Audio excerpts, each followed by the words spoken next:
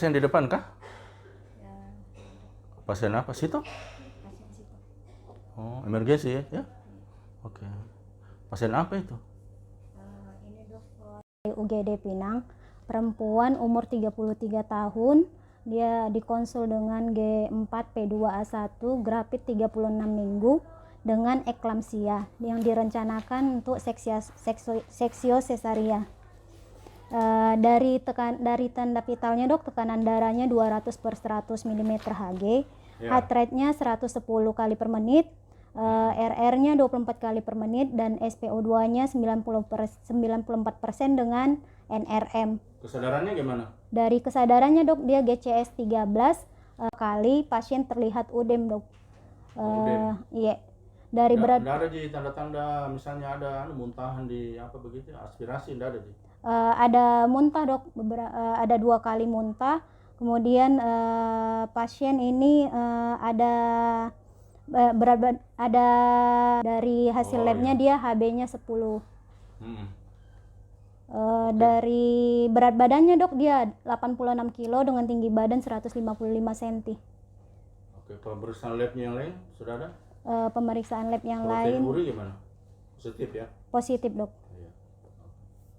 Nanti yang lain menyusul ya? Iya dok. Oke. Coba saya tanya ini. Kira-kira problem potensial apa ini yang bisa terjadi pada pasien ini? Yuk, yang aktual dulu. Problem aktualnya apa? Obesitas. Satu, aktual obesitas pasiennya ya? Iya. Oke, apa lagi?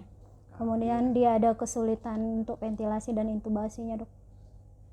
Itu potensial, yang aktual. Aktualnya dia ada anemia. Tapi dok, rencananya dari Opjin itu dok, dia Ya. DPJP mau rencana kerja dok. Sekarang? Kurang lebih lah dok. Oh Sekarang iya. memang kerja katanya, dokter. Oke lah, jadi sambil nunggu ini persiapan, ya kita diskusi dulu ya. Iya dokter. Kira-kira masalah apa ini pasien kan? Iya dok, saya dok. Nah sekarang masalah aktualnya apa kira-kira ini? Ini pasien dengan masalah aktualnya itu dok, dia dengan grafit dokter. Ya boleh ya. Grafit. Apalagi? Nah, kemudian dia ada riwayat kejang dokter, 2 kali di rumah. Dia aterm ya, berapa minggu? 36 minggu dokter. Berarti harus siapkan itu resusitasi bayi. Saya dokter. Ya resusitasi bayi harus siap-siap bayi itu alat-alatnya semua. Iya dokter. Terus apa lagi masalah aktual yang lain? Masalah Ada obesitas dok. Ya gemuk ya. Apalagi? Kemudian ada dari hasil labnya anemia dok. Anemi ya. dengan Hipertensi apalagi? dengan protein uri positif dokter. Apalagi? Kalau potensial apa? Potensialnya bisa dia terjadi aspirasi dok. Resiko aspirasi apalagi? Kesulitan untuk ventilasi. Kesulitan intubasi atau ventilasi apalagi? Kemudian bisa terjadi perdarahan mayor. Perdarahan. Dan menyebabkan peningkatan tekanan intrakranial. Oh, tekanan intrakranial ya, karena kan eklamsi ya, kejang. Oke, jadi kita sebelum kita ke UGD kita diskusi dulu ya. Ya, jadi kira-kira rencana apa tindakannya apa ini? Anestesinya apa? Kami izin general intubasi dokter. General intubasi ya. Iya. Oke ya. Nah, jadi secara umum kalau misalnya ini pasien SC kan ada beberapa pilihan kan? Bisa anestesi umum, bisa regional ya. Anestesi umum kan ya banyak lagi pilihannya, mungkin inhalasi kah atau intravena. Kalau regional ya SAB ya blok subarachnoid block atau epidural. Nah, tentu pada pasien ini pilihan kita terbatas ya, tentu kita lihat juga. Nah, sekarang oke, saya setuju kita general anestesi dengan intubasi ya, dengan pertimbangan tadi apa? Pasiennya ada penurunan kesadaran kan, agak sulit kita jaga RW-nya ya. Kemudian mungkin ini ada gangguan koagulasi pasti ya. Jadi tidak mungkin kontraindikasi relatif untuk kita regional. Kemudian yang kontraindikasi mutlaknya kira-kira apa ini? Tidak bisa dispinal. Ada riwayat kejang dok. Ya, kejang TIK-nya tinggi, jadi tidak bisa. Memang pilihan paling rasional kita intubasi ya, intubasi pasien. Tapi ya dengan intubasi ini kan kita harus ada persiapan kan. Kita harus tahu masalah-masalah apa. Nah sekarang kita urut aja, yang gampang. Tadi masalah airway. Tadi setuju ya, sudah disebut tadi risiko aspirasi. Jadi kita harus ingat lagi tadi bahwa pada emergensi, pada apapun yang emergensi tidak puasa, risiko aspirasi. Perlakuannya itu adalah intubasi emergensi. Atau istilahnya apa? RSI ya. Jadi prosedurnya begitu. Mau trauma, mau hamil, mau tidak hamil, emergensi dianggap tidak puasa, prosedur intubasi RSI.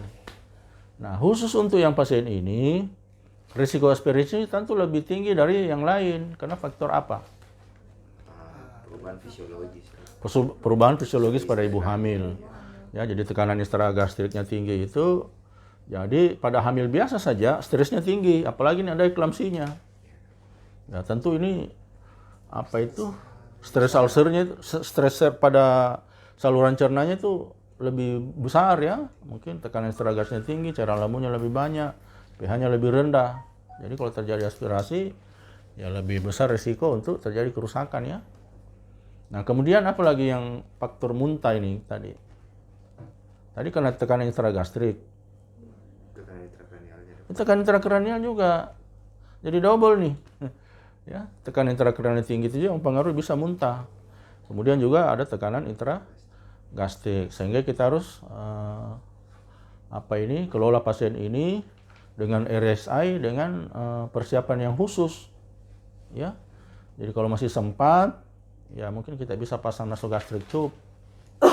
Ya, atau pokoknya prosedur nanti kita lihat aja, kamu pelajari aja itu yang RSI. Ya, apa itu RSI secara umum? Ayo cepat. Hah? Iya apa? Prosedurnya itu apa? Jadi kita menggunakan Obat-obat anestesi yang kerjanya cepat ya. Kerjanya cepat. Jadi Seylig manuver, jangan diventilasi positif, kan gitu semua. Kemudian jangan lupa siapkan cup yang lebih kecil. Jadi ingat pada orang hamil kan deudem. Kemudian deoklamsi lebih udem lagi. Jadi kalau dilihat urutannya, yang paling udem tuh eklamsi, hamil, tidak hamil. Ya, jadi nanti tolong disiapkan itu. Suction. Ya suctionnya tahu itu bagaimana suction yang benarnya? Yang berfungsi. Yang sampai cuma bunyi, baru selangnya lagi tidak ada. Bunyi tidak ngisap. Kanunnya lagi tidak ada, pokoknya siapkan di situ. Kemudian jangan lupa juga kembali lagi posisi tempat tidur. Ya. Nah, posisi tempat tidur ini apa? Untuk antisipasi. Kan dia posisi head up. Tapi kalau tiba-tiba muntah, head down. Wah, bisa bayangkan kalau tiba-tiba datang itu barang muntah baru tempat tidur tidak bisa diposisikan. Pokoknya salah satu dari kami pastikan itu tempat tidurnya. Ya, bisa posisi head down, bisa head up. Ya. Nah, terus untuk yang ventilasi, nah ada satu lagi yang belum tadi, kesulitan intubasi. Kesulitan intubasi ini gambarannya ini maksudnya begini. Kita sudah betul tadi siapkan cup kecil, tapi kita harus antisipasi bagaimana kalau gagal intubasi atau kesulitan intubasi apa? Kita pakai prosedur kesulitan penanganan jalan napas kan? Apa? Hah? Ya difficult airway. Siapkan saja itu prosedur difficult airway. Siapkan memang stylet, busi ya. Elastik busi, gam elastik busi, stylet. Apa lagi? LMA. Pokoknya semua yang difficult airway. Ya, jadi saya bayangkan ini pasien ini gemuk, sulit intubasi, yang sampai juga sulit ventilasi, ya. Nah, terus untuk yang jenis anestesi yang kita pilih kan kita tidak bisa menghindari anestesi umum. Nah, anestesi umum masalahnya apa? Kan DJA-nya masih bagus tuh, masih ada lah ya. masih ada, ya mungkin sudah menuju gawat janin, ya tetap harus kita anggap ini bayinya masih hidup. Jadi prosedurnya gimana?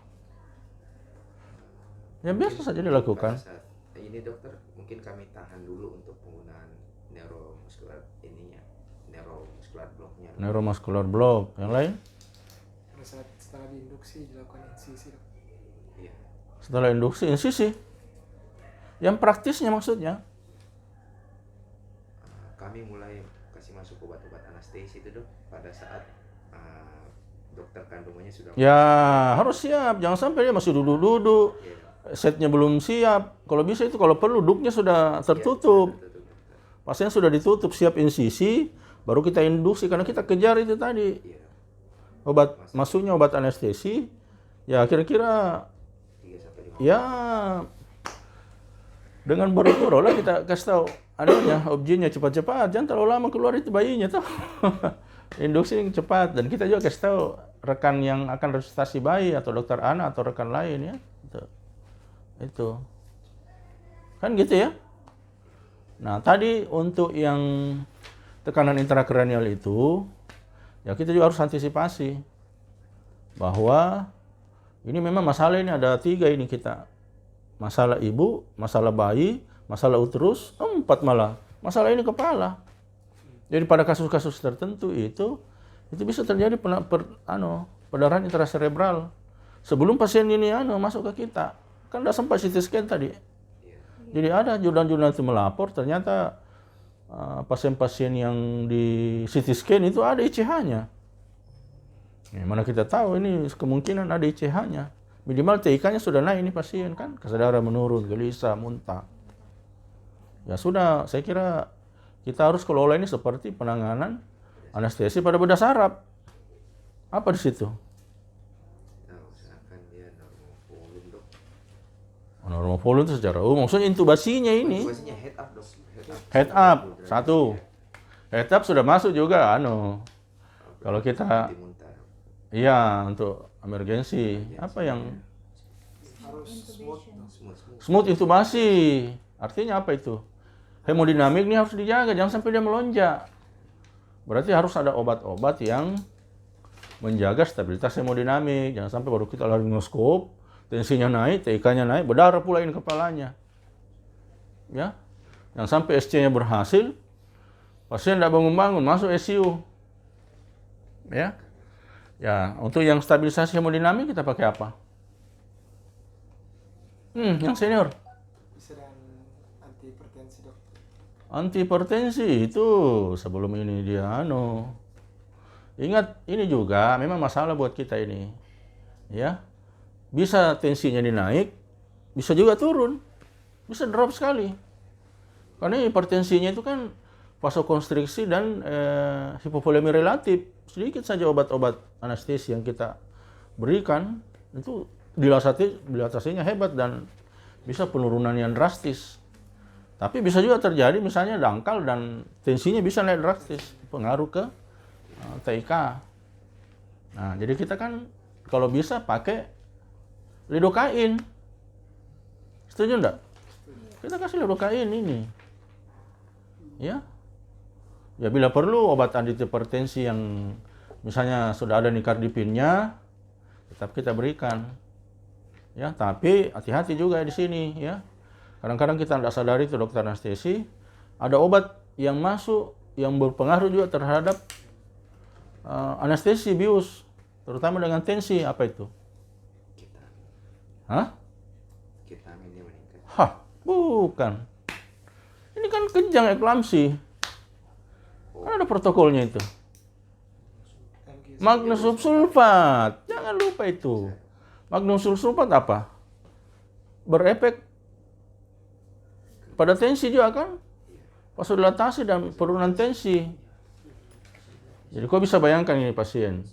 Ada efek magnesium sulfat, kita kasih induksi anestesi, bisa drop. Hipoperfusi ke otak, hipoperfusi ke uterus, hipoperfusi ke anak.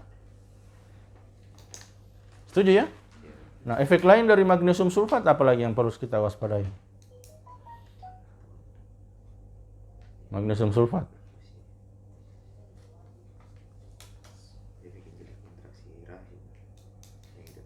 mempengaruhi kontraksi rahim. Itu kalau dosisnya tinggi. Interaksinya dengan relaksan. Itu. Setuju enggak? Adakah pengaruhnya itu magnesium sulfat dengan relaksan yang kita berikan? Ada. Jadi makanya itu kalau ada magnesium sulfat yang di drip itu hati-hati, jangan sampai yang ada magnesium sulfatnya kau cor tidak disadari. Iya memang itu. Nah, kalau perlu kita ya sebaiknya pakai yang micro drip. Dan repot itu kalau sudah dikasih sama sejawat objin intramuskuler itu agak susah itu. Kalau sudah intramuskuler sudah masuk gimana lagi, kita tidak bisa titrasi. Nah, kita cukup hati-hati aja. Jadi memang dia efeknya anti kejang, tapi ada efek lain tadi, tensi dan apa lagi? Hah? Anda yang dengan relaksan tadi, ya. Ya, jadi kita harus hati-hati juga ya. Nah sekarang kita sampai di mana diskusinya tadi? Yang TIK waktu intubasi ya. Nah, kemudian interaksi obat dengan magnesium sulfat dan seterusnya. Nah kita di samping memang obat-obat apa ini untuk menjaga stabilitas hemodinamik, ya tentu kita bagaimana memilih obat-obat yang brain proteksi, ya kan? Brain proteksi dan sekaligus juga minimal terhadap uterus, ya. Nah, sampai ada pengaruhnya di otak, ada juga pengaruhnya di uterus. Oke ya, bisa ya. Jadi nanti maintenance-nya ya terserah aja. Kalau ada sevofluran ya bisa. Mau pakai propofol bisa. Nah, jangan, kalau saya ini yang pasien, yang penting kita jaga itu tadi adalah hemodinamiknya. Jangan sampai terlalu turun, hipotensi, hipoperfusi. Jangan sampai terlalu naik, peningkatan TIK. Ya. Nah terus yang potensi yang lain tadi apa lagi? Perdarahan ya. Jadi perdarahan ini memang kita harus antisipasi ya.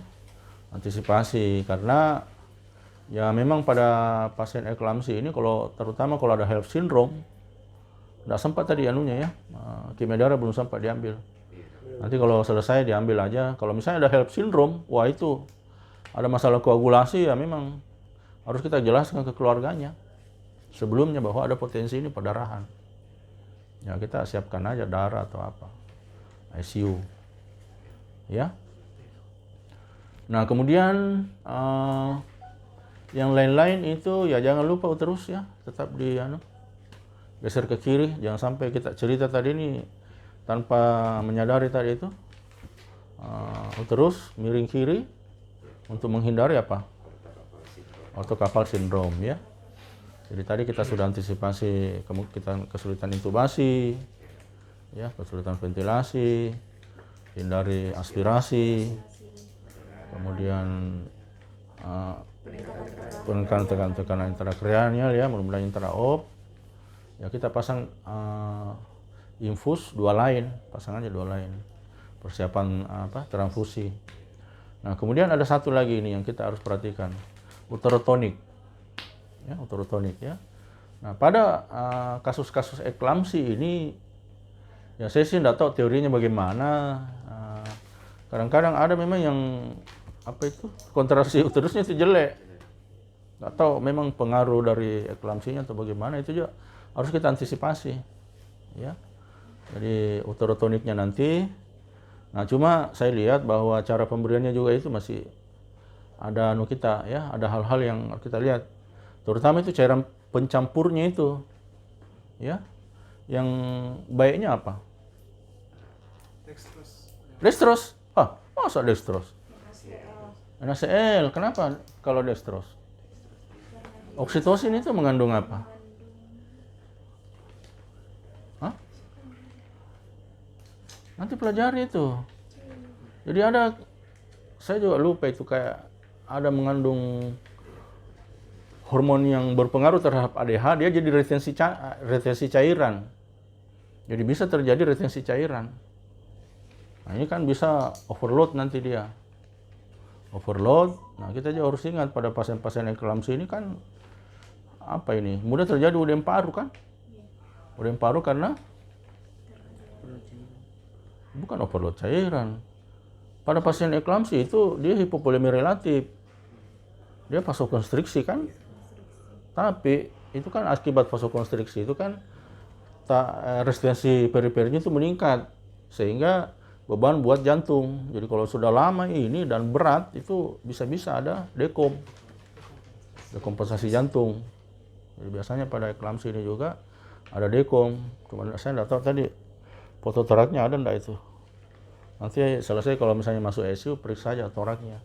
Kalau misalnya jantungnya ini besar, hati-hati. Ya, bisa ya. Jadi dekom, udem paru. Ya. Apalagi? Saya kira yang perlu kita antisipasi ini. Ya ICU, siapkan ICU. Kalau misalnya ini enggak ya kita delay ekstubasi aja. Nanti kita ventilasi mekanik, nanti kita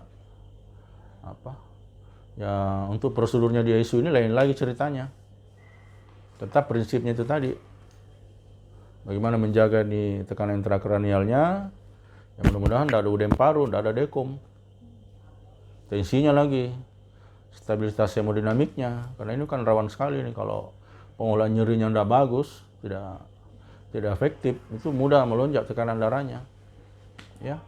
Dan yang terakhir itu ya jaga urinnya ya. Tetap produksi urin kita jaga, jangan sampai ini magnesium sulfatnya masuk, urinnya tidak keluar, bahaya, bisa overdosis magnesium sulfat. Ya. Oke, saya kira cukup ya. Iya dokter, terima kasih dokter. Ya, jadi jangan lupa berdoa. Ya, terima kasih. Assalamualaikum warahmatullahi wabarakatuh. Waalaikumsalam.